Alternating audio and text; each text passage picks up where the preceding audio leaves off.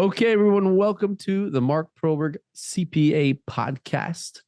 This is the place you go as a real estate investor, entrepreneur, and high income earner to learn about how to win the tax game. And I'm excited for our guest, Renata, who's going to introduce herself in a little bit. We're going to be talking about money and mindset and things that we haven't had a chance to really dive into, but we're going to talk about how it all comes together with you and your money and your taxes. And before we do, obviously, you know that if you have any interest in learning how we can help you out, go to prosperalcpa.com/apply. That's prosper with an L, cpa.com/apply. All right, let's get into it. Renata, can you introduce yourself in 60 seconds or less? And we're going to talk about today some topics regarding mindset and money and entrepreneurship. Tell everybody in 60 seconds or less what you're all about. Geez, that's a limited time for me to tell. But Yeah. look, I've been called business strategist, business coach, or mindset coach, mind architect. I mean, I have many different names that I go by, but my work is dedicated to entrepreneurs and to business owners and to also to regular people, professionals having jobs, because it's a unique blend of the business strategy and inner transformation. Because I work with people not just to help them get better in the financial world, like to grow or scale businesses, but also to transform themselves personally so they simply can achieve more and have less stress, struggle, or even self-doubt. Because when we're like at peace, when we go from the confident state, we can achieve a lot more. So Mhm. I hope I made it under 60. That's good. That's good. Yeah, fantastic. And when I think about some of the worst decisions I've made in business, a lot of times it was decisions made out of fear or desperation Hmm. instead of from a place of confidence or calmness and thoughtfulness, where you catch yourself making illogical decisions. And I noticed some of what you talk about is really how your past, breaking free from biases and some maybe delusions we have based on our prior year experiences and how that affects us on what we decide to do with our business and our money. And you've been having some presentations on that topic and on the money mindset. So can you tell us what is it about most people, probably everyone, about how our experiences impact our abilities and the way we look at money? Well, everything we're going to be talking about in terms of money, we're going to apply anywhere. We're going to apply to relationships, to health, to anything actually. Because the way we see the world, the way we see ourselves is like a lens, right? So we're filtering everything around us through that lens. And that lens came from nowhere else but our past, whether it's childhood, whether it's teenage years, where someone yelled at us while maybe we had a huge trauma. It doesn't really matter. But those events, oftentimes we think, oh, something happened to me. Well, yes, things happen, but they're not happened to you. You were just part of the circumstance. So a lot of times we create some beliefs in there, some truth about ourselves. If mom yelled at us, maybe we thought, okay, I'm not important, I don't matter, I'm not safe, or whatever else. So that creates a constraint, and that constraint goes into the lens that we go into the world and see everything through. So then we're not coming from the state, what you're saying, like peace or calmness or confidence. We're going and looking at everything through fear, because as if we're kind of ready to attack things, like, or things are attacking or threatening us. So in terms of the money, the same happens here. Look at all the business owners. We go to networking events, and the perception we hold about ourselves based on all the history we had is going to dictate how we're going to show up. So, are we afraid to speak up? Are we afraid to approach someone? Yes, we can force ourselves to do that, but then it's not coming naturally. People sense other people's energy. So, automatically, then people are kind of deflecting from you and just kind of walking away because they're not liking what they're sensing. So, automatically, you're not signing people, you're not bringing business in.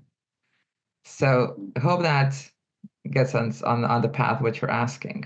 Yeah, so it's kind of like this feeling of worthiness that may be holding some people back. One thing I've noticed in a lot of folks and people, some people who I've hired is I don't know where it's coming from, but some sort of feeling of victimhood, which I feel like it can be Ooh. very, Hmm. it can be when I notice this in people, I know it can be very destructive because if you have a mindset of victimhood, again, we had one person who we hired who had that mindset. And if it wasn't his ex-girlfriend, it was the prior ex-girlfriend, or it was the president, or it was the economy. And pretty soon it was us that was creating all the problems in his life. And they were always just honing in on something, holding them back, right? And, it just seems like there are these thought patterns, and we talk about holistic tax planning. We look at every source of income coming together as a whole for diagnosing tax planning, but also when we look at our successes here, um, every single element kind of coming together and impacting how people perform. Yeah, you actually touched on a really painful topic for most people because majority of people were or still are in that victim state, victimhood, and they don't even know that. And especially those who say, oh, it's everyone's fault, but not mine. And I'm not trying to point fingers, okay, it's your fault or that fault. But yes, things happened. A lot of people, okay, so like you said, girlfriend, ex-girlfriend. So, okay, people separate, right? Then we start blaming another person. Why? We were in that relationship, and that was just p- two people deciding to come together, and now two people deciding to go separate ways. Pure fact, just circumstance. It's neutral. Now, the way we see that circumstance, it all depends on what's going on in there. And that victimhood brings to the surface all other stuff, fears, doubts, and everything else. And then we blame the world and we do not take that responsibility. Okay, things happen now. Okay, let's actually do something about it. What's the next step? So, for you being in the finances, you actually can see those patterns really clearly because you can see, okay, people are hoarding money, people are like keeping the money and not spending, or maybe they're like splashing money left and right. These are also the patterns. So why these exist, we need to dig deeper in that and see what's going on. But yeah, victimhood is pretty big topic. Yeah. Mm-hmm. Yeah, and I find that it just you have like your blinders on when you're kind of stuck in that mindset. And there's so much opportunity, or there are solutions that you could find where you're just so focused on the obstacles that it's just so hard to get things done with certain people stuck in that mindset. Um, Now, what I'm wondering here, so I know you've been running a series on the money mindset, and you've been getting to different financial experts and entrepreneurs. Mhm. What kind of conversations and findings are you having, and what are you sharing with your audiences on how this all comes together and with money and things of that nature? See, I started this series. I did workshops, just really intimate workshops with deep dives into the money psychology, how we make decisions around money, what that means to us, because technically it's just a piece of paper, right? If you Mm-hmm. look from like very simplistic point of view. But we attach so much meaning to that because yes, it's necessary for us to live, but at the same time, we feel dependent on it as if nothing else exists. So the purpose of those workshops and now the mixers where we include networking, social hours, and educational part is basically to show a different angle why we make decisions the way we do around money. What that involves different tactics, a little bit of education on the finances, how to grow and scale, and also what's going on beneath the surface, what we're not noticing. Mm-hmm. Because it's easy to say, oh, I lost clients. Literally, I just talked to someone a couple of days ago who lost 3 clients in 2 days after 20 years of coaching and never happened before. And this is a huge threat internally because, oh my gosh, never happened before. So we look into a little bit deeper stuff. Okay, people just walked away. They changed their mind. There's no big deal. It's neutral once again. But if we create the fear, or if we feel fear inside, there's something holding on us onto those clients as if we cannot survive. So we go into the survival mode. And that's my purpose. What I want to show people is let's look a little deeper, a little different angle, maybe a couple of degrees, turn the whole view and see what's really going on. Maybe there's another option. Maybe instead of looking at things as a problem, maybe let's look at the opportunity side of it. Mhm. Because it's so much easier to live through the opportunity rather than fear. So that's what I'm trying to do with this event. Yeah, I know someone who's a business owner and she has a client that calls and texts every day, and the client pays her a lot, six figures. And I keep on saying, dude, just get rid of the client. Like they don't follow your they don't respect your boundaries, don't follow your systems. I get it, it's $100,000 a year, but like when the psychological energy they're taking from you and the time and just if that were directed toward building and promoting and having systems, you could replace that client with five other clients. And then you don't even talk to those clients because your staff is dealing with the clients. But there's this feeling of attachment and loss, and I owe everybody something that seems to hold people off and letting go of those toxic business relationships. Oh, that's big. I love that example because the issue or a limitation, I should say, is on actually both sides.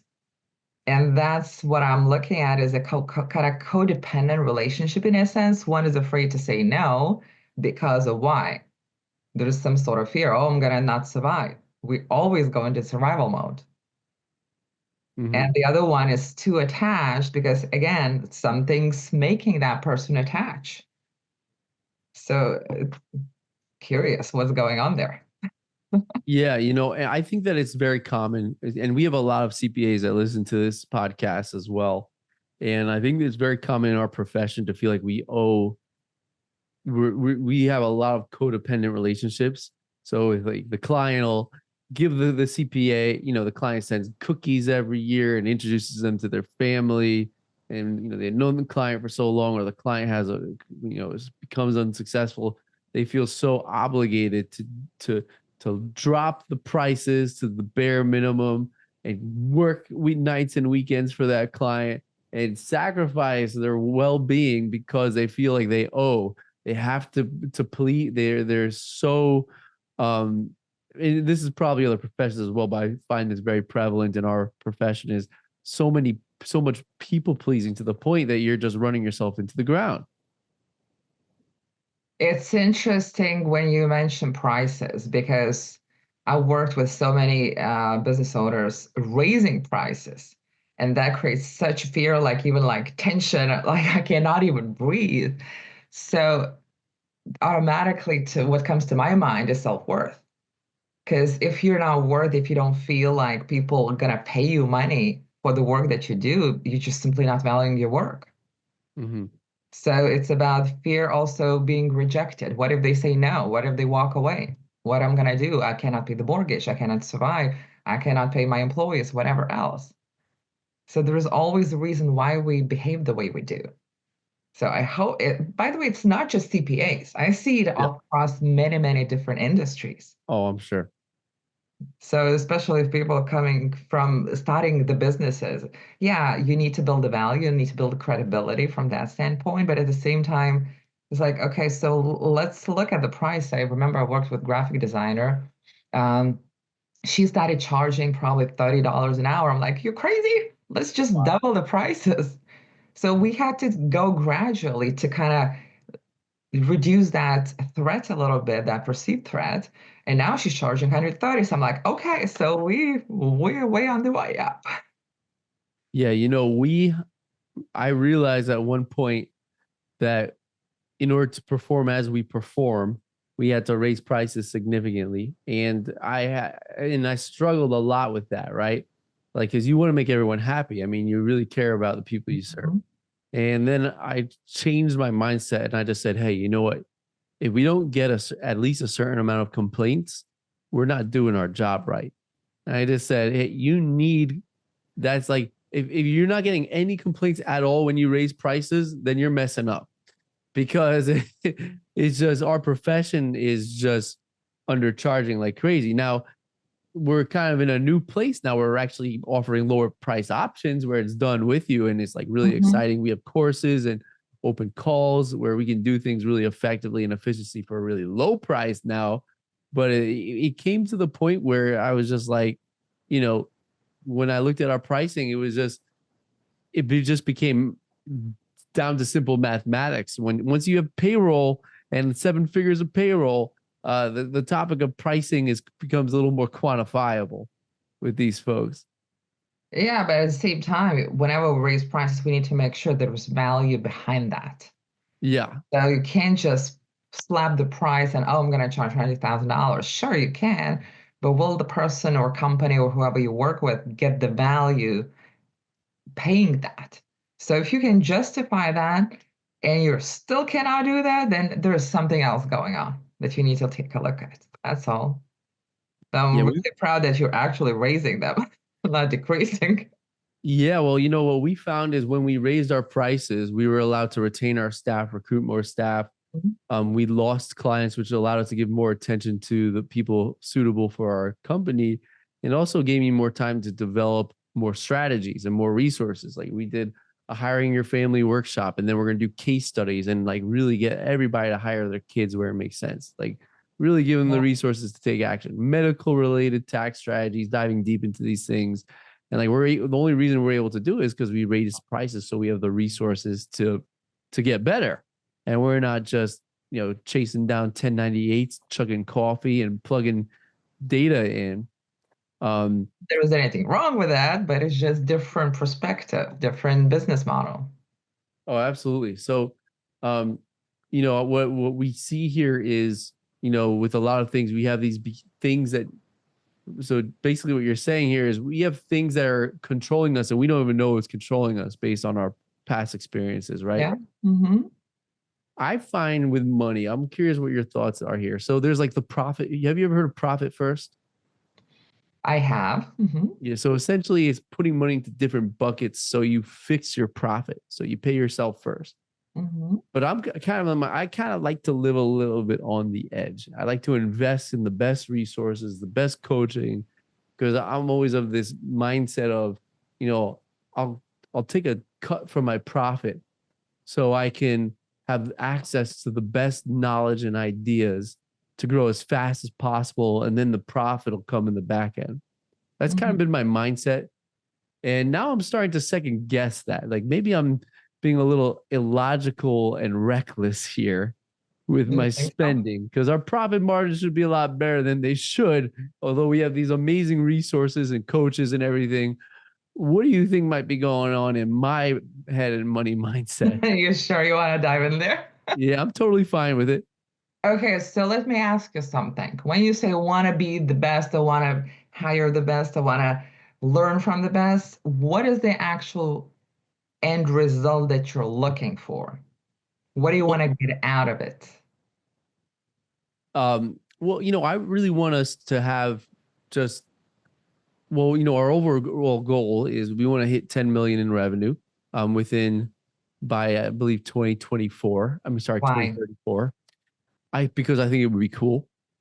Okay. And I can't give that much. Also because we have some really, really sharp team members, and in order to keep them motivated and excited, we've built a system with incentive pay and opportunities. And I can't grow my staff and create the opportunities for my staff and really make this something exciting if we're going to cap out at like 2 million in revenue. We need to have that feeling like we're striving for something that is I would say extraordinary, is on in the extra is extraordinary, and is above and beyond what normal firms can achieve, and that's what kind of gets us going. That's kind of like where my Okay, head. so what you're saying that the what I'm hearing at least is the biggest motivation is the monetary. I wouldn't say it's monetary, but we couldn't do this without growing the revenue. Of course, you can afford different things. You can do different things with different amounts of money, right? Yeah. Now, what you're saying is like, I want 10 to go to 10 million, and the more money I have, the better I feel, the more I can give. Now, do these people actually think the same way? I never asked them, but I know they want to make more money. No, look, money is a kind of superficial motivator and it's really very temporary because it's not really the money that you want. Hmm. Because what are you going to do with money? Are you going to just stash into bags and just keep it under your bed? No. What are you going to do with that? So you mentioned some, okay, well, I can do more, some experiences, excitement. What is that actually? Well, I think it would be fun because, well, one, you just feel more secure when you have more cash. Do you really? In the sense that money solves a lot of problems. When you have the money to solve a problem, it makes it easier. Okay, give me an example. So let's say I have a leaky roof Okay. and I don't know how to fix the roof. Well, if I'm broke, I gotta figure that out. I gotta YouTube it. I gotta go to Home Depot and I gotta fix the leaky roof. But if I have cash, I make a phone call, call a handyman, and the leaky roof is fixed. True, but how you feel about that leaky roof in the first place? That's the question. Well, I mean, it sucks because it is, it's dripping water, it's creating mold. We don't, I mean, so if I can pay, if I can, if I can source more of my challenges and problems like that, it just makes things easier. It would be nice to help my mom retire early. It would be nice to have a nicer car. It would be nice to have passive income. So if some to know that if something were to ever happen, or there were a shift in the economy or our profession, Mhm. I wouldn't ever have to worry about making ends meet.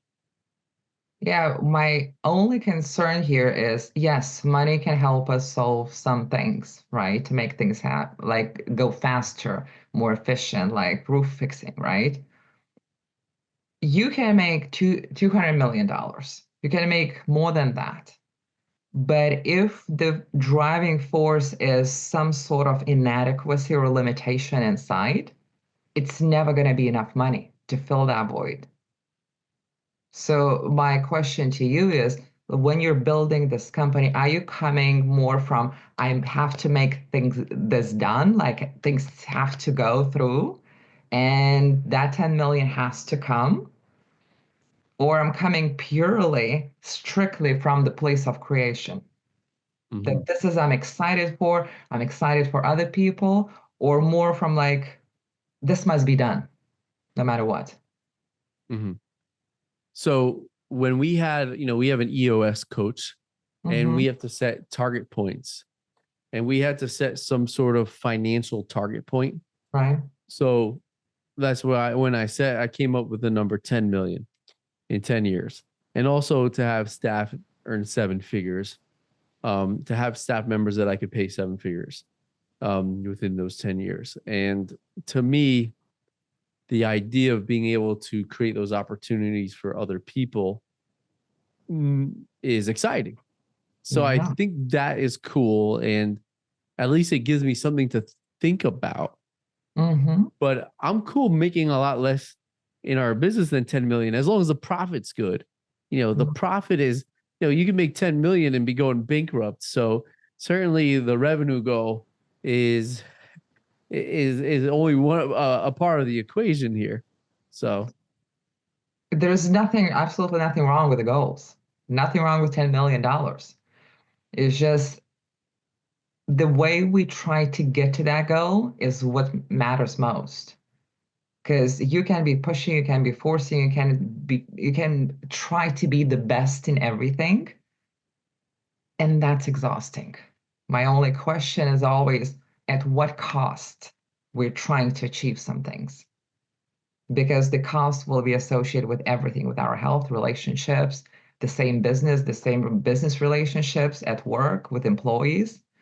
And oftentimes, when we go to the employee level and ask them, what do they need? What do they want? oftentimes we find that it's some simple things that they want. Hmm. And just to feel better, to feel acknowledged, to feel important, to feel all those things that you can find within. So unless you're not feeling okay, or not just you, but in general, unless we're not feeling okay within ourselves and who we are at this moment, we're going to be trying to find that solution and try to hire another coach, get another program, because that was my life. I tried to get everything that I could. I could try to be the best I could be. I even taught myself Facebook ads. I thought I never knew enough. That was my constraint point. That was my limitation. So unless I looked at that, I said, okay, do I want to build business? Of course. But then I took a step back. Okay, why am I pushing myself so hard? Why am I forcing things? Because I noticed, and maybe you have those experiences as well, where you don't even try to sign the client and they're raising the hand, Renata, let's say, how can I work with you? Sign up with me. And the moment I started pushing, it's like you're repelling people. Have you read the book Power versus Force, or Force versus Power? I don't remember the exact name. Um, Ever heard of that? No? Never heard of it. Try reading it, because I'm pretty sure I'm trying to look it up. I've read it like years ago, because it's not an old book, but it's super interesting. By what is the name? Power versus force. Power versus Oh, Force by power David versus force. Hawkins. Yes, I found it. Look Cool. it up, because it's interesting. Um, it describes probably in better terms. I don't know. You can see. Okay. Is it good on Audible or should I buy the hard I think you the can do physical it copy? everywhere. I mean, it's everywhere. Okay. It's an old book, a few years back, but it's really beautiful how it explains the actual energy behind everything we do. Because we can push things out, we can force things, but then you'll like 20 years pass, 10 years pass, and where are we at? We can make billions of dollars, millions of dollars, or maybe a couple thousand. That's what we want. Uh, but where we end up emotionally, mentally, that's the cost we're paying through that force. That's all I'm going to say. Mm. One of the things I think when I think about a change in my mindset and how I look at, moving from I guess moving further away from that fear mindset was Hmm. in the past I've many times found myself feeling like I got to take out the fire, I got to save the day. If something's going wrong, or let's say something looks like it's at risk, or I'm not sure if my staff can figure it out, I got to jump in and be the daddy and save the day. And then I realized like this is taking too much of my energy. I just got to let it go.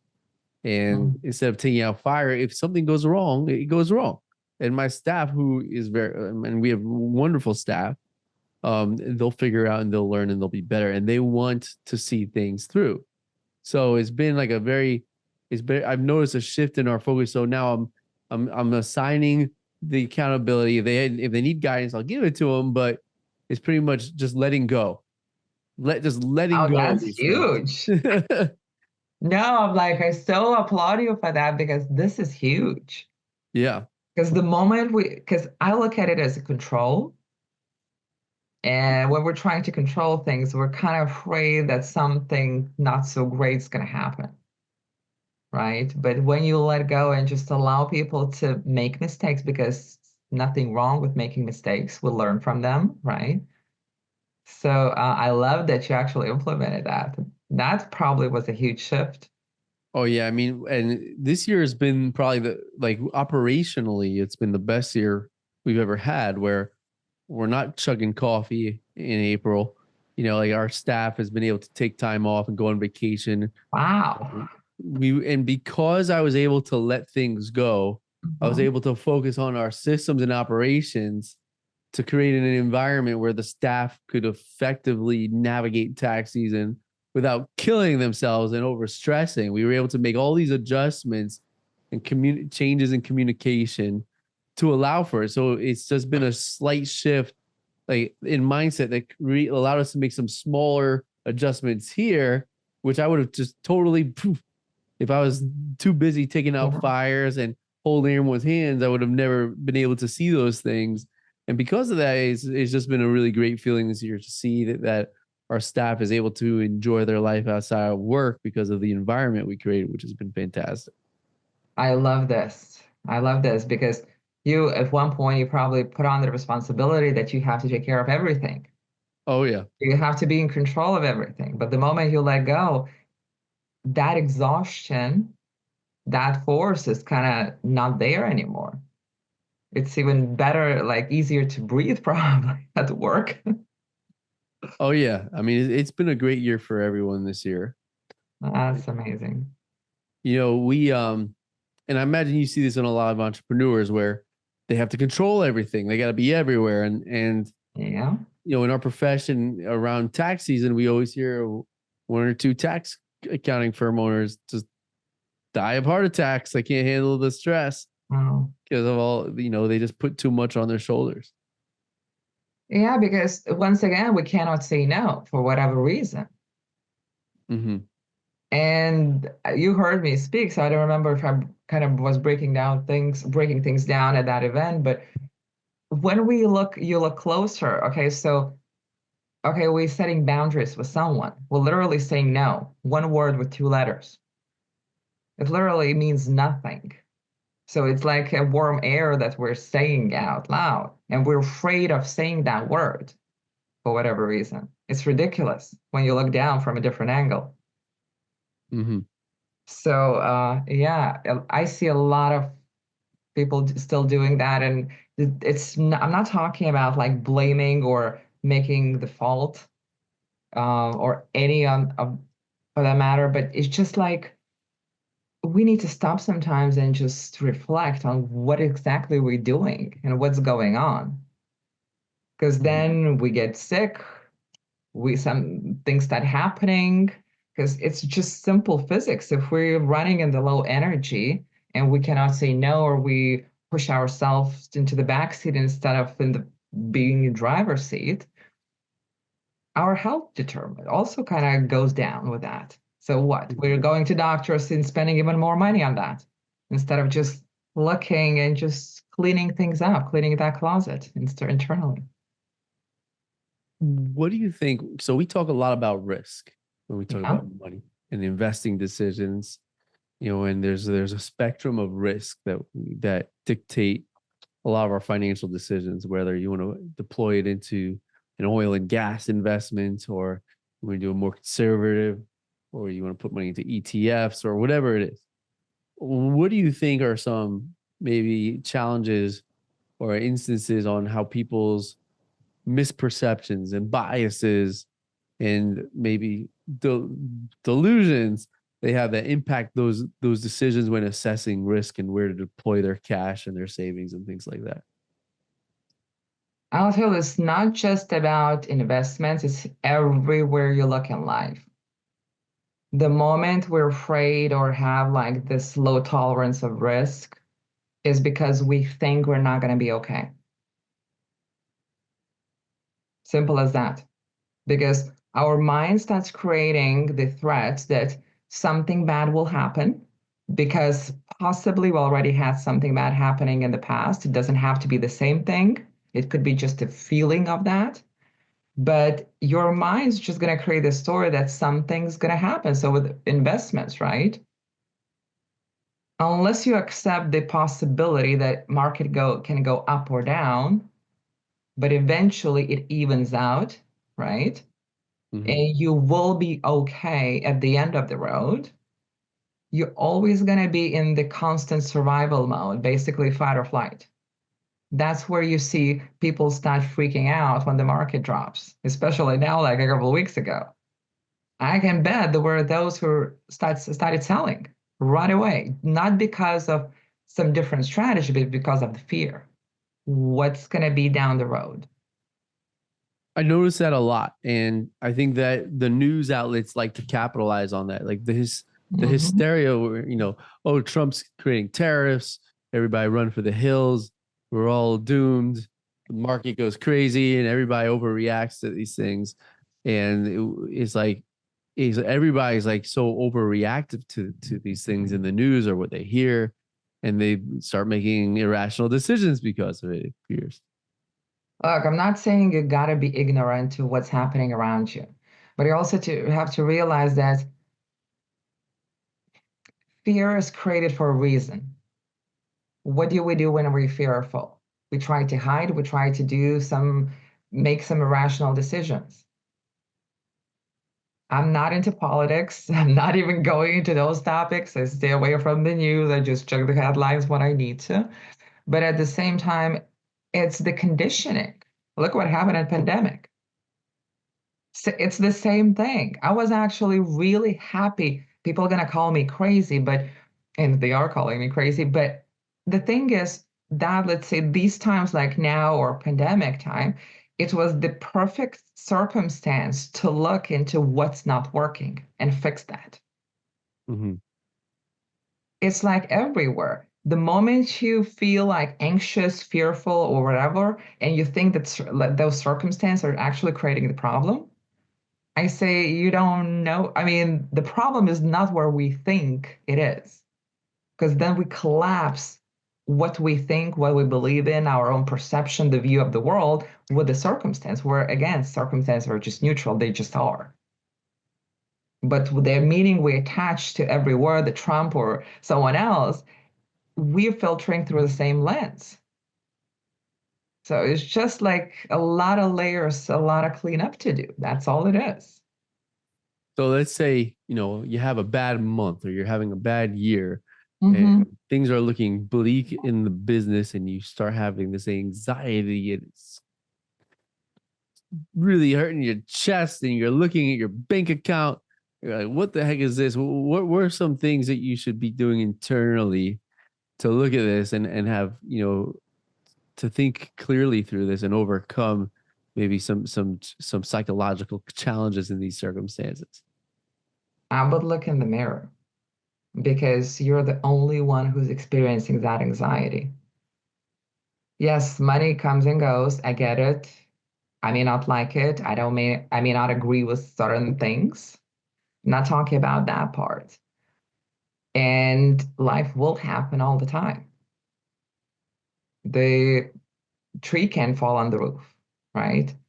But if you're not making money, it's not just about the money itself, or like, oh, I need to do more, I need to maybe show up more and so far. But I would look into the patterns because that's not just going to be in the business. It's going to be in relationship, it's going to be even in self-care, how you treat yourself in every single area. So first of all is you need to identify what are the patterns. I call them symptoms. Okay, so are you freaking out? What exactly is going on? What exactly you're feeling? What exactly you're thinking? So look into behaviors, emotions, and thoughts, because they're gonna give the greatest roadmap of what's going on. And then, okay, the only time, or I should say, the main reason people are gonna freak out, once again, if they think that the future is gonna be bad, and the only worst case scenario is gonna be in your head. And what's in your head is thoughts and the words. So basically, you're threatened by your own words. If you look at all those things and try just simply asking, okay, I mean, I'm afraid of things going worse.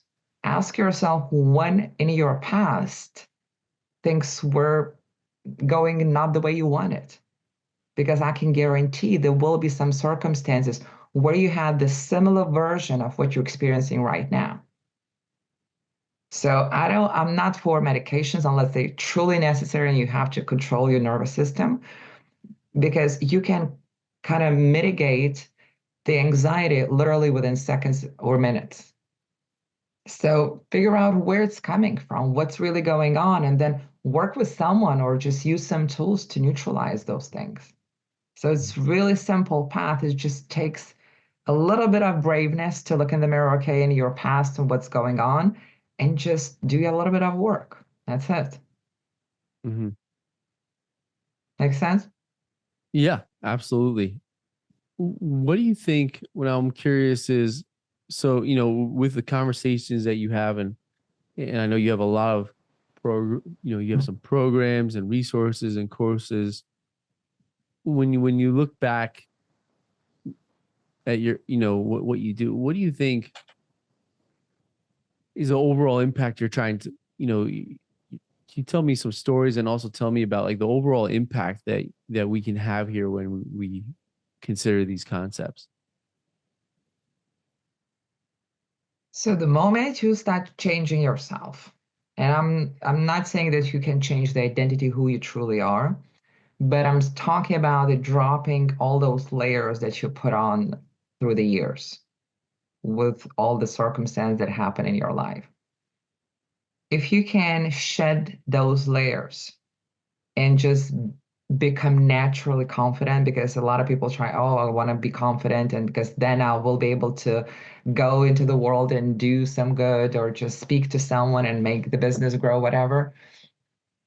That's never going to happen because confidence already living inside of you. So Mhm. if you can become the example to other people, how just working on the self or just shifting a little bit of your perception or beliefs shifts you, people lead by example and they follow those people who are actually doing the work. So if we, let's say for me right now, I rarely ever notice people with lower energies because it's just I'm somehow deflecting those automatically. So people then it's like a multiplying effect where you're attracting people and the building the community of a similar like-minded people. So the more we do that, every single one of us, more people get attracted to actually be in the same shoes as well, feel the same way.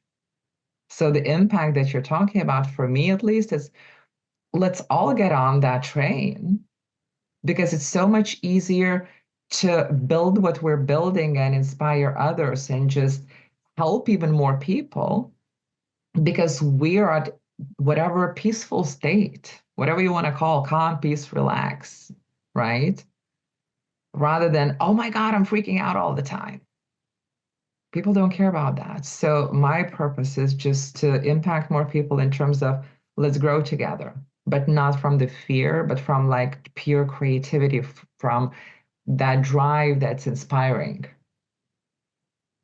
because know, that's I gonna be easier. Hmm. you're reminding me of, I had some rough times after college, graduating during the Great Recession, and got beat down a little bit, Hmm. with some, tried to be a real estate agent during the worst time in history to do it, What year was that? 2008, Oh my goodness, I New was York in real City. estate during that time. I know exactly what you're talking about. I was doing it in New York City. It was rough. Um, but anyways, having getting beat down and failing, and just like, what I find is like, when you have those failures, it's easy to fall in that trap of, oh, who am I Hmm. thinking to think big when I just keep on getting pushed down and pushed down. So, for me, I think, and a lot of entrepreneurs who experience that early, is about like seeing past that and saying, okay, that was then and this is now, like we were talking about earlier, and getting that excitement back. Like, all right, we can do this. We got a lot of possibilities here. Yeah, well, first of all, you need to understand you were never pushed down. Yeah. You pushed down yourself, if I may, Okay. because no one can push you down except you, Mm-hmm. because you're allowing certain things to happen in a sense, whether you realize or not. It's the same thing as saying not saying a no. Mm-hmm. So it's just it has to reflect. It has the energy has to have to match in a way. So tell me, so when we think about these things, if before we end our conversation, I want to, can you tell the listeners if they want to learn more about these ideas or reach out to you or anything else of that matter, where can they go to continue learning and hearing you talk? Well, I have a website that I'm not very active at, but there's a website, my name, renatamazu.com. But I'm on all social media. The only handle I'm using is Edge Savvy. or just my name, and I'm all there. Just message me. If you have a question, just message. Let's jump on a quick conversation chat and see what's going on. Is there anything that I didn't ask you that I should have asked you? See, we could go many different directions, but I think for now that's good enough. Because we can talk about those patterns and sabotages and everything else, especially how we do with money, but it all comes down to your foundational stuff. Mm-hmm. Do we have a strong foundation or not? I would trying, if the house has a rotten siding, I would trying to just slap on some more paint, or we're trying to actually pull out the whole mold area and just restore and rebuild. So yeah, it's just about like building that foundation and making sure it's strong enough. Then we build the house, business, whether it's a business, career, relationships, or something else. Wonderful. Yeah. Okay, so Renata, thank you so much for your time. And for those of you listening, check the show notes. I'll put that handle in, or if someone wanted to reach out to you directly, I'll just put your email in the show notes as well. Does that work? Yep. And obviously, if you guys are interested in learning more about how we can help, go to prosperocpa.com/apply. Also, we have a free tax planning checklist and mini course to get you guys starting to think about and understand where you may be overpaying in taxes. Go to taxplanningchecklist.com. Thanks for listening, everybody. We got some more great stuff coming your way, and have a good one.